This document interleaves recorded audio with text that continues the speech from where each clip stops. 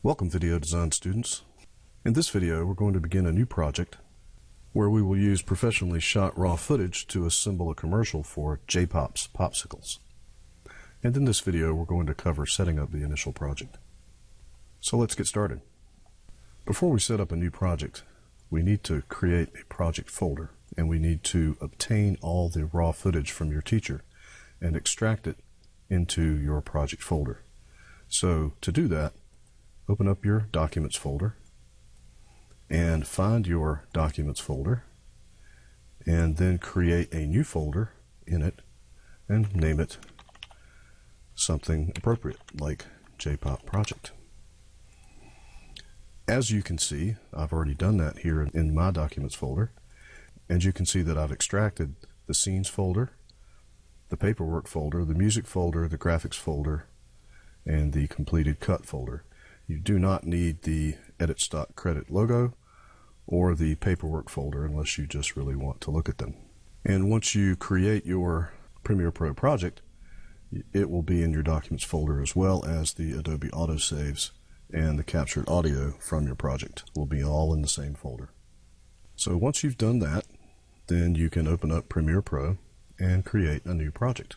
Name the project something appropriate. And then you're going to have to tell Premiere Pro where to put this project. To do that, you need to find the Location menu, and you're going to click the Browse button. Navigate to your Documents folder, find your project folder, and click Select Folder. And then verify the file path for the project. You can see here that it is going in my OneDrive Documents JPop folder, and that is where I want it to go. After you've done that, you can simply click OK. Now the next step is to import the raw footage into the project bin, which is right here. So what we're going to do is go to File, Import, and it takes us to the project folder that we selected, and you just need to select one of the folders and click Import Folder. And that will import that folder into your project bin.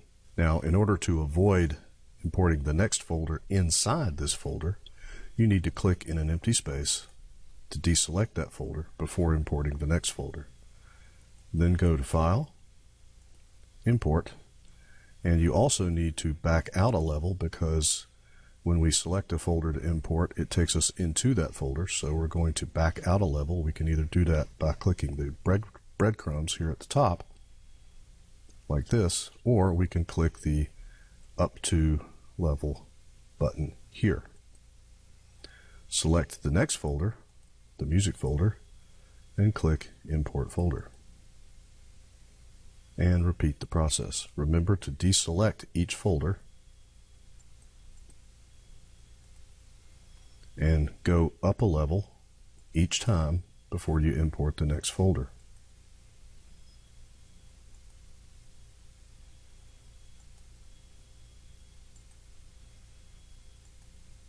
And the folders you're going to need to import are the Scenes folder, the Music folder, the Graphics folder, and the Completed Cut folder. After you've imported the folders, open up the Completed Cut folder by double-clicking on it, and you'll see the completed commercial in here, and then drag that into your timeline. And that creates a new sequence called JPop Finished, because that's the name of the clip that we used to create the sequence, and it installs the clip in your timeline. Now, since we're trying to duplicate this commercial as closely as possible, we're going to use this as a template. And what we're going to do is set markers in the timeline where they made their cuts, because we have this to work with. So in order to do that, we need to make sure that we do not have the clip selected. So click away so the clip is not selected. And then we're going to zoom in on the clip a little bit by dragging the zoom slider at the bottom. You can begin to see the waveform and the audio. And we can also zoom in on the waveform a little bit more here if we want to by dragging the vertical slider zoom here like so.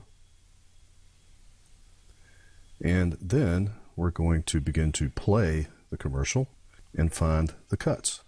I'm going to use my left and right arrow keys to do this. I'm just going to hold down my right arrow key now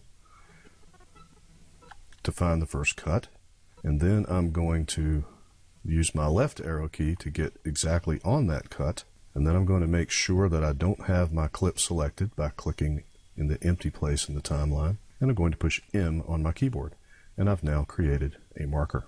And the reason we're creating these markers is because when we put our clips in the timeline, they will snap to these markers, and that helps us understand where each cut needs to be. So I'm going to use my right arrow again, find the next cut, left arrow to zoom it, to zero in on it, push M on my keyboard, and just keep doing that. Each time you find a cut, push M on your keyboard to create a marker.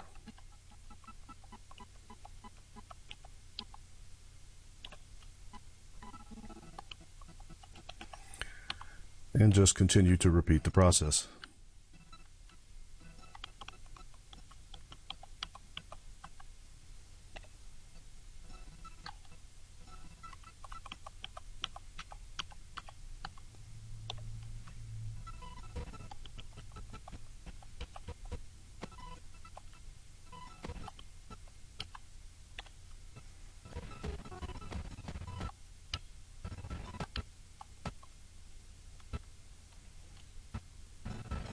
I'm not going to make you watch me do this whole entire clip, but just continue to repeat that process until you have done the whole entire sequence and put markers in the timeline. If you accidentally put a marker where you don't want one, then you can select it, right click on it, click Edit Marker, and then delete it. You can also name markers if that helps you. Like here is where the skateboard starts. I can right click it, select Edit Marker, and then name this one if I want to. I can also change the color of a marker in the marker menu like so. And when you hover over the marker, you'll see the name of it. And sometimes that's helpful. So in the next video, we'll start to put some clips in the timeline and try to duplicate this commercial. And I'll see you then.